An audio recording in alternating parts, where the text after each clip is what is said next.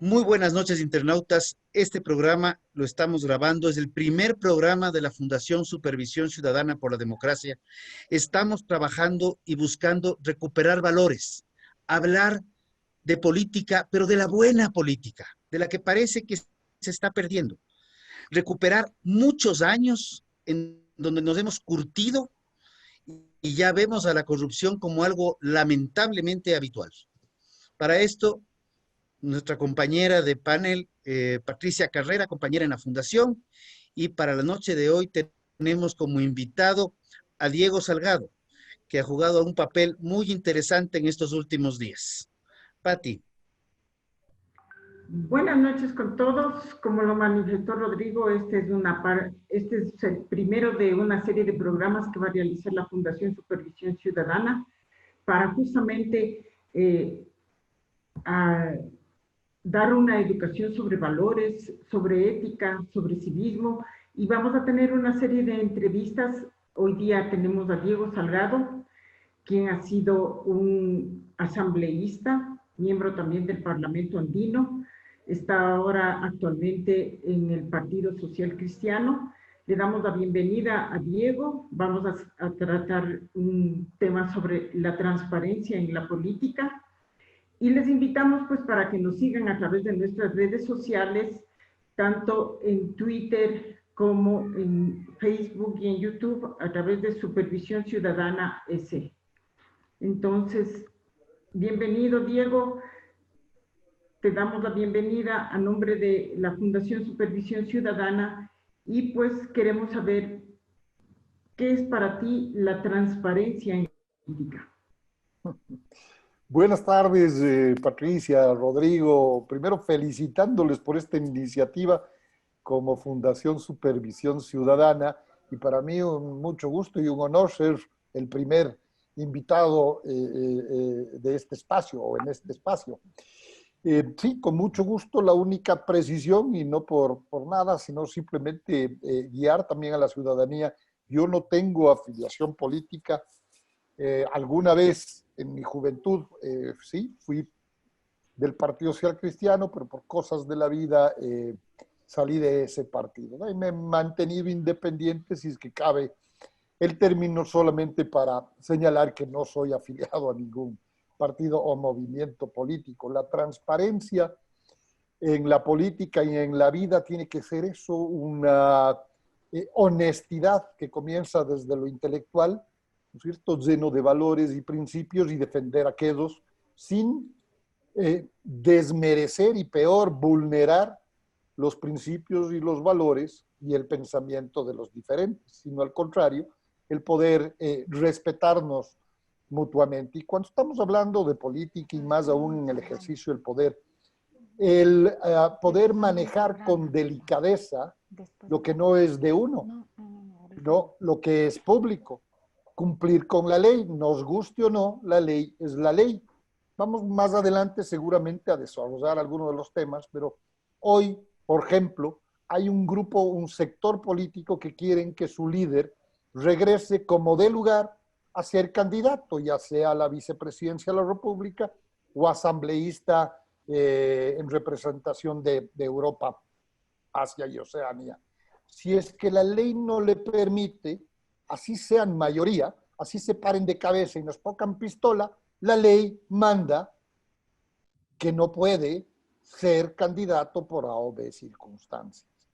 Obviamente no se puede tomar prestado y peor meterse al bolsillo y llevarse los recursos públicos, ni los privados que no son tuyos y peor los públicos de los cuales estás como responsable al ser administrador dentro de lo que se conoce como la res pública, como la república, como la cosa pública. Entonces, repito, es una serie de, desde mi punto de vista, una serie de acciones que van desde cuando yo acepto, por ejemplo, un cargo público al cual no estoy, por ejemplo, capacitado para ejercerlo, ya estoy cometiendo una no transparencia, una deshonestidad. Conocemos de algunos funcionarios públicos no hablo de los actuales, pero en el próximo pasado, en el reciente pasado, de un ministro canciller que tenía más de 100 asesores. Eso significa que ese canciller no sabía absolutamente nada o nos estaba viendo la cara, como vulgarmente se dice. Bueno, pero el tema de la cosa pública y tal como tú lo planteas, es algo que se ha ido desmereciendo en los últimos años. Hace muchos años se hablaba de la política y ser político era un honor. Y de hecho, muchos cargos en la política eran honoríficos. Ahora parece que la política se ha convertido en un negocio en el cual puedes tener, y no voy a topar esta elección porque todavía no se define el número de candidatos, que hasta las últimas inscripciones vamos por 15 binomios presidenciales. Pero la elección pasada tuvimos 82,000 candidatos en casi 280 movimientos y partidos políticos. O sea, algo no cuadra, o sea, no puedes tener tanta gente. Teníamos 23, me parece, candidatos a la alcaldía en el cantón Rumiñahui, y obviamente eso lo que hace es desviar la atención y diluir el voto. ¿Eso de ahí es algo que está favoreciéndose desde la ley o es un derecho que se aplica? Porque creo que hay una combinación entre derechos y deberes, porque ¿cómo lo ves tú? Tú has sido candidato, estuviste en la Asamblea Nacional, peleaste mucho el tema de transparencia y recuerdo de esos helicópteros chocones que tendían a caerse, que era un tema que lo peleaste bastante. Pero ¿cómo ves eso? ¿Cómo ves una política que debería ser el ejemplo de lo que es la cara de un país, como lo que estamos viendo en este momento, que yo no sé cómo calificarla realmente? A ver, sin duda es una locura pensar que hay 15 posturas ideológicas diferentes, 15 binomios que representarían a una forma de ver la vida, a una ideología.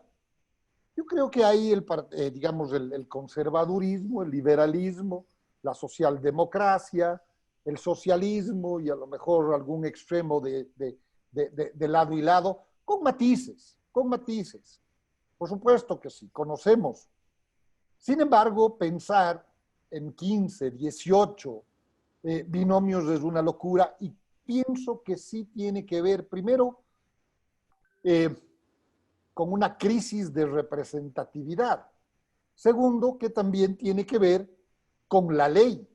¿Y cuál es el aspecto de la ley que me molesta? Y me pregunto, si es que el Estado ecuatoriano, a través del Consejo Nacional Electoral, es decir, si el pueblo ecuatoriano no pagaría las campañas electorales a lo que franjas publicitarias se refiere, ¿habría tanto candidato?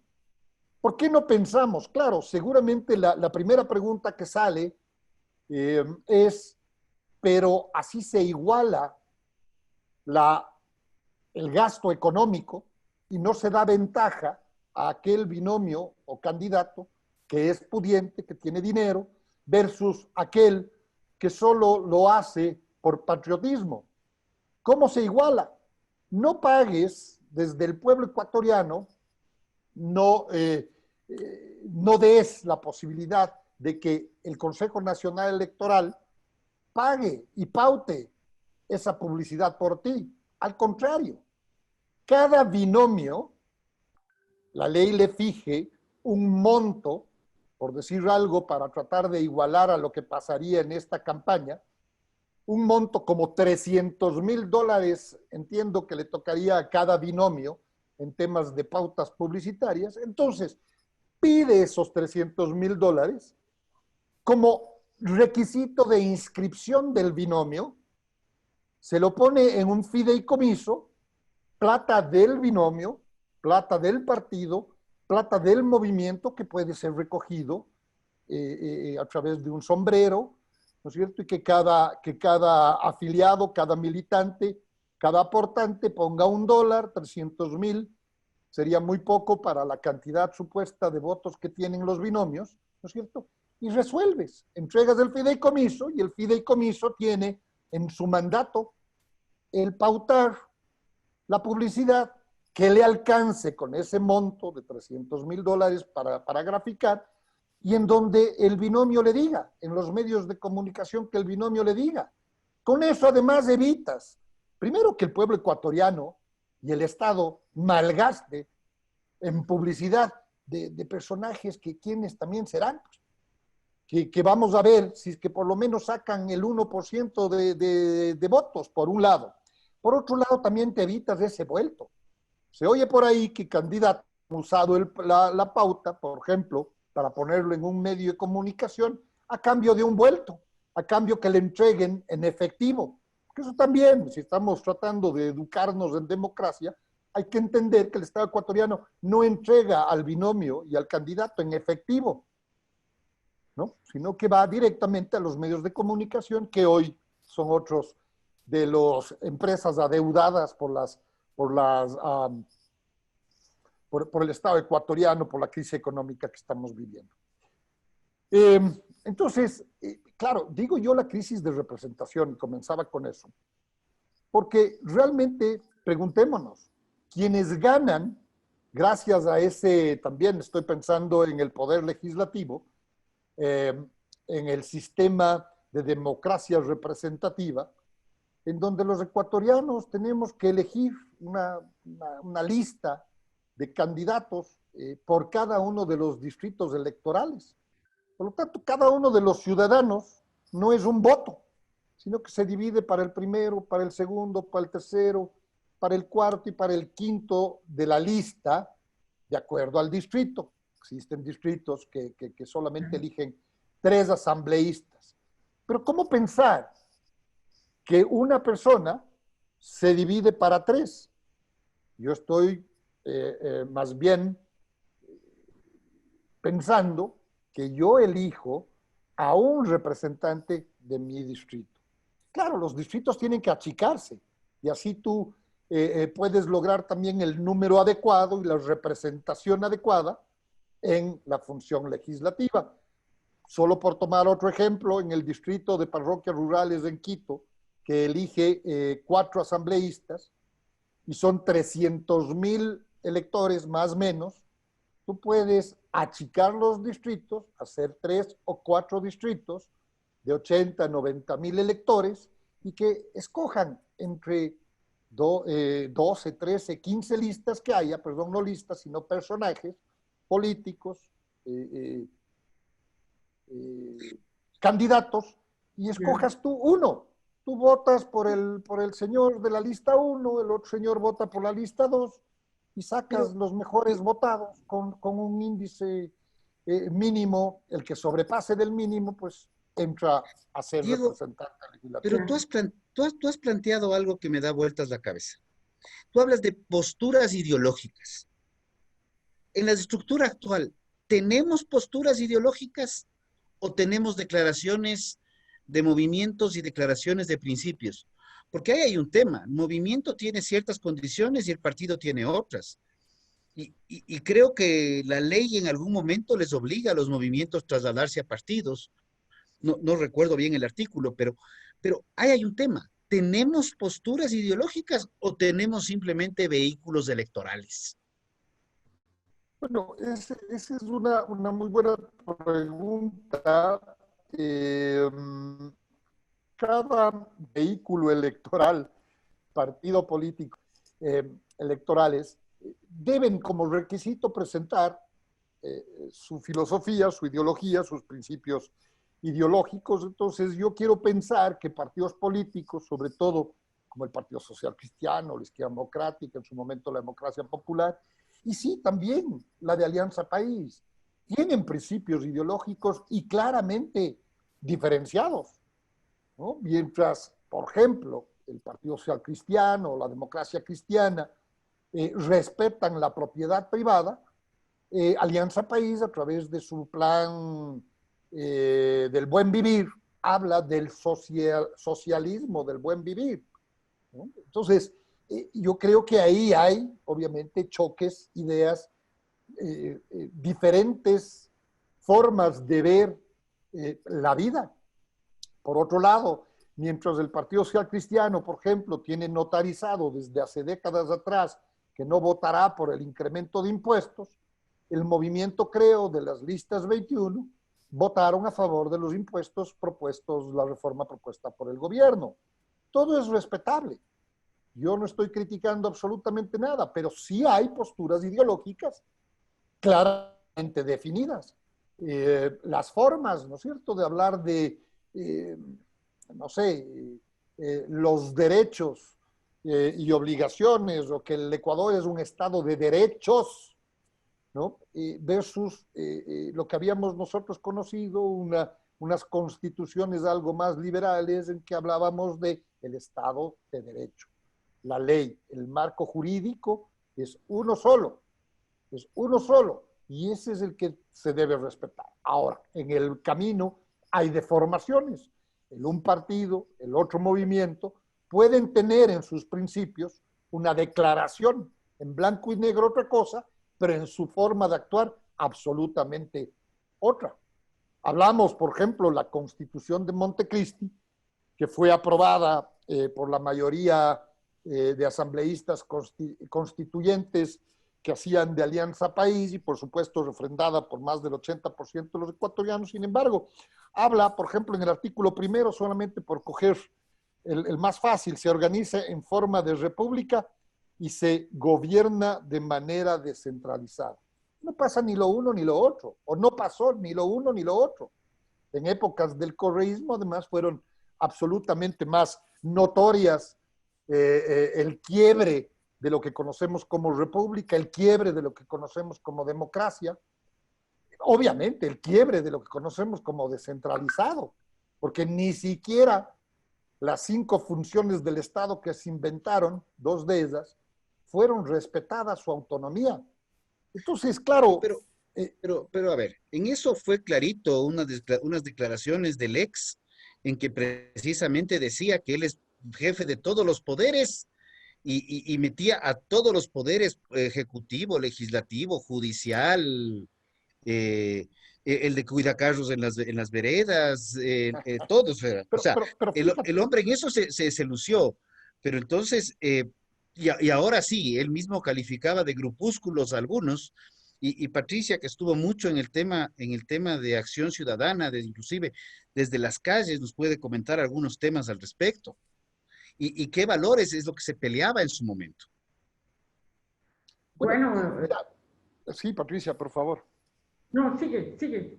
No, yo lo único que voy a decir, en ningún lado dice, al contrario, leía yo el primer artículo de la Constitución vigente, y justamente esto puede decir, en teoría, algo muy simpático, muy atractivo, pero vimos que en la práctica, el propio gobierno, el representante del Estado, como aquel que se dice el representante de todas las funciones, de alguna manera la Constitución también lo permite, que él se denomine de esa manera, y rompieron todas las leyes, todas y absolutamente todas las leyes. Más se parece a un Estado totalitario que realmente a una forma de gobierno republicano. ¿Cómo crees tú, Diego, que podemos reconstruir los valores, la ética, desde un político? ¿Cómo puede reconstruir los valores y la ética hacia la ciudadanía? Bueno, es un tema, diría yo, muy complejo, que pasa primero por esta educación. De ahí es que hay que elogiar lo que ustedes están haciendo. Yo veo, sinceramente, en todos los niveles socioeconómicos, en algunas redes que suelo revisar, también redes sociales, el nivel de desconocimiento del juego político, ¿no? Voy a citar un ejemplo, el ejemplo mío. Ustedes conocen que, de acuerdo al reglamento del Código de la Democracia, había que hacer una nominación, una democracia interna primero, en cada uno de los grupos políticos, y la nominación del binomio entre otros candidatos, para luego entrar en un periodo de negociaciones, de alianzas, de pactos, de convenios, de convergencia, el término que le quieran usar, para recién ahí, hasta el 3 de septiembre, poder aceptar esa nominación. Aceptar esa nominación. Y a partir de esa fecha, y si no me equivoco, hasta el 7 de octubre, el inscribir las candidaturas. Y la cantidad de insultos de los unos, ¿no?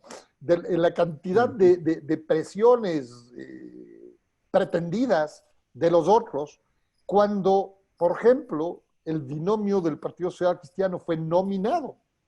Yo llegué a ser solamente precandidato por unos días a la vicepresidencia, con mucho orgullo, obviamente con mucho orgullo, pero también con mucha preocupación de que la ciudadanía, estoy hablando de comunicadores, hablo de políticos, hablo de autodenominados analistas políticos y de la ciudadanía en general, en donde no le daban por hecho, por ejemplo, le daban por hecho entonces, la falta de educación política en democracia, creo yo que es uno de los grandes problemas que tenemos, tanto los políticos como la ciudadanía en general. A mí me tocó en suerte dar una capacitación cuando yo dejé la asamblea a un grupo de asambleístas mujeres y nuevas, primerizas en el campo de la legislatura. Cuando yo daba justamente estos conceptos políticos de república, bueno, de nación, de Estado, de democracia, de república, etcétera, etcétera. Y la mayoría de señoras y señoritas ya asambleístas elegidas no tenían idea de estos conceptos elementales de política y de ciencia política. Con eso quiero graficar la falta de conocimiento y, si quiero ser un poquito más duro, la ignorancia en temas públicos de nuestra, en general, de nuestra sociedad. Entonces, de ahí pretender el tema de los principios, claro, cada uno tiene sus principios, por un lado, sus creencias, sus valores, ¿no es cierto? Pero creo que nadie dice, róbame, mátame, viólame. Ninguno. Ninguno. Y lo primero que vemos en nuestros representantes políticos en la Asamblea Nacional es que todos, retiro, no todos, pero muchos roban. Muchos no cumplen la ley. El propio presidente César Litardo, presidente de la Asamblea Nacional, él dijo que de los 137 legisladores fiscalizadores, como manda la ley, 60 están siendo, o por lo menos 60, están siendo investigados por actos corruptos, y de los cuales creo que la mayoría que hacen parte de la comisión de fiscalización. Entonces, ¿cómo no vamos a estar en crisis de valores, en crisis de representación, etcétera, etcétera, etcétera, si lo que estamos eligiendo como ciudadanos a nuestros representantes son ladrones, A ver, son estafadores, son mentirosos? Pero tú has mencionado esta comisión que más parecería que hasta la presente fecha, y con el dolor del alma decirlo, tú les llamas comisión de fiscalización. Sí, ese es el nombre que le ponen en la puerta de la entrada, pero cuando ves los hechos, es la comisión de archivo y en su momento de festejos, porque hasta de ahí se organizaban los festejos para quienes entraban a ser, entre comillas, fiscalizados. Pero yo te digo, o sea, nosotros hemos entrado a un proceso, y esto lo comento para todos los internautas que nos están viendo, justamente desde un proceso de calles. Otros hemos estado en la vida política también, pero un proceso de buscar recuperar valores, es un proceso totalmente ciudadano, lo cual les invitamos a todos a juntarse, a ti, Diego, también, porque vemos que esta es una necesidad imperiosa. Tenemos un país absolutamente maravilloso. Nadie va a cuestionar eso. pero no podemos seguir de tumbo en tumbo como hemos vivido. Y creo que voy a compartir completamente contigo. No sé si la metodología que se acepte sea un fideicomiso o no, pero no puede ser que el pueblo ecuatoriano esté pagando campañas políticas a, a gente que lo que está buscando es un espacio para poner su foto en un par de vallas y mejorar su nivel de popularidad, porque con 15 candidatos no hay de a dónde, salvo dispersar el voto. Y ahí sí yo te digo, o sea, a mí me preocupa. Y me preocupa la madurez de los partidos políticos también en quienes escogen. Y ahí sí, yo sí invito también, estudiemos quiénes son los candidatos. Bien. Utilicemos al señor Google, no es difícil. ¿Qué ha hecho Diego Salgado en su vida? ¿Qué ha hecho? Escojan el nombre, pero busquemos qué han hecho estas personas para poder ver si se merecen o no se merecen nuestro voto. Yo creo que ese es un trabajo también, que es un trabajo que también es una responsabilidad ciudadana. Por supuesto. Por supuesto, y además yo me cuestiono, ¿la representación está en los políticos? Yo insisto, cada persona debe ser y representar solamente un voto y no fraccionado. Solamente debo elegir al representante que yo creo conveniente en mi distrito, como solamente escojo un alcalde, o solamente escojo un prefecto, o solamente escojo un binomio. ¿Cuál es el miedo de que un representante sea elegido por la mayoría? Si finalmente cuando van a la asamblea, los elegidos, para poder reformar o para poder eh, aprobar una nueva ley, es por mayoría, no es fraccionada. No es que cada legislador tiene un cuarto de voto o 3/5 de voto, no, pues tiene un voto. ¿Por qué el miedo? ¿Por qué el miedo de elegir a uno? Y además, ese uno te va a permitir representar lo que es esa persona. Es bastante más fácil que nos conozcan a uno a que nos conozcan a un chorizo de 5 más sus 5 suplentes. ¿Qué pasa Bueno, cuando los asambleístas principales se van y le dejan a su suplente? El suplente puede ser cualquier persona, pero si el principal es cualquier persona, y estamos viendo en la peor asamblea de la historia de la República, que no solamente son cualquier persona, sino que son unos corruptos, según les señalan las acciones. Peor los suplentes. Entonces, es bastante más fácil elegir a la persona que elegir al número. Por supuesto, habrá que poner un casillero, las 6 de los que representan al Partido Social Cristiano, el 21 a Creo, el 1 al Conservador, si es que existiría, el 2 al Liberal. En fin, me quedé en esas épocas. Pero yo creo también que va por ahí. ¿Por qué me exigen a mí votar por el suplente de la persona que a mí me agrada como mi representante, mujer u hombre? ¿Por qué tengo que elegirle al suplente? Entonces, eso eso distorsiona la verdad, distorsiona la representación. Más fácil es conocerle a esa persona que está siendo candidato único del movimiento tal al tal distrito. Insisto, la educación ciudadana, el reformar la ley de elecciones es fundamental. Los ecuatorianos no tenemos que pagar las candidaturas de personas que no me gustan. ¿Por qué mi dinero tiene que ir al movimiento correísta, por ejemplo, para que ellos se promocionen? ¿Por qué el dinero de los correístas tienen que ir a mi movimiento si yo no les gusto? Entonces, como no nos promocionense con su dinero, para que haya equidad.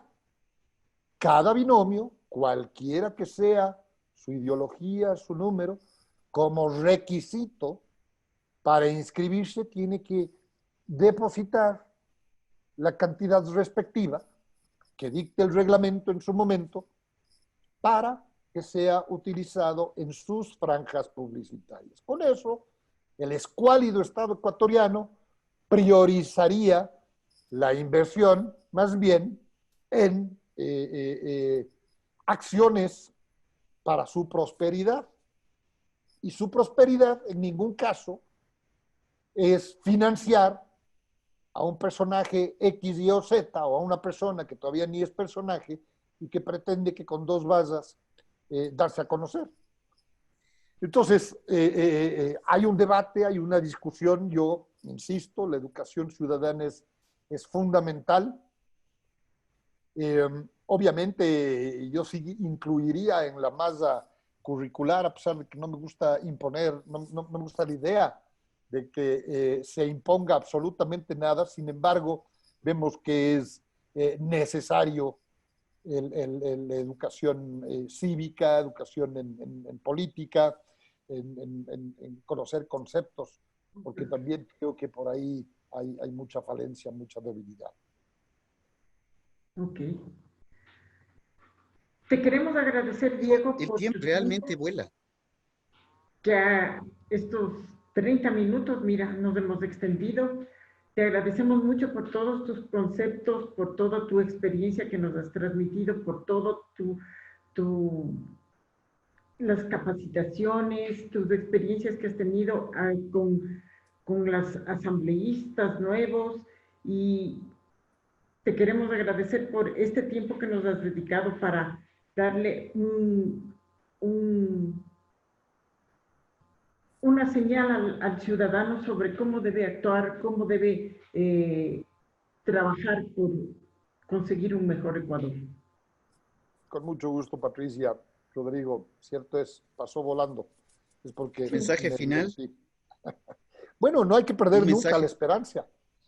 Al contrario, yo creo que se vienen unas elecciones, es una gran oportunidad para escoger entre un futuro democrático en donde se respeten nuestras libertades, nuestro quehacer en esta tierra, respetando el medio ambiente, versus seguir en lo mismo. 15 años de correísmo, en cualquiera de los matices, el irrespeto, la persecución, la corrupción. Entonces es una gran oportunidad y los ciudadanos tenemos que entender que en democracia nuestra principal arma es el voto, y con el voto escoger lo mejor, escoger nuestro futuro y el de los nuestros. Una pregunta puntual. ¿Voto facultativo o voto obligatorio? Facultativo. Perfecto. Con eso nos quedamos. Diego, te agradezco. Patricia, ha sido un gusto, como siempre, compartir el espacio, y les invitamos a seguir nuestras redes: Super Ciudadana E, Twitter, Facebook. Estamos implementando ya la red de YouTube a través de este programa que comenzará a salir todos los jueves a partir de las 18:30 hasta las 19 horas. Muy buenas noches. Ha sido un gusto haber compartido el espacio con ustedes. Gracias. Gusto mío. Hasta luego.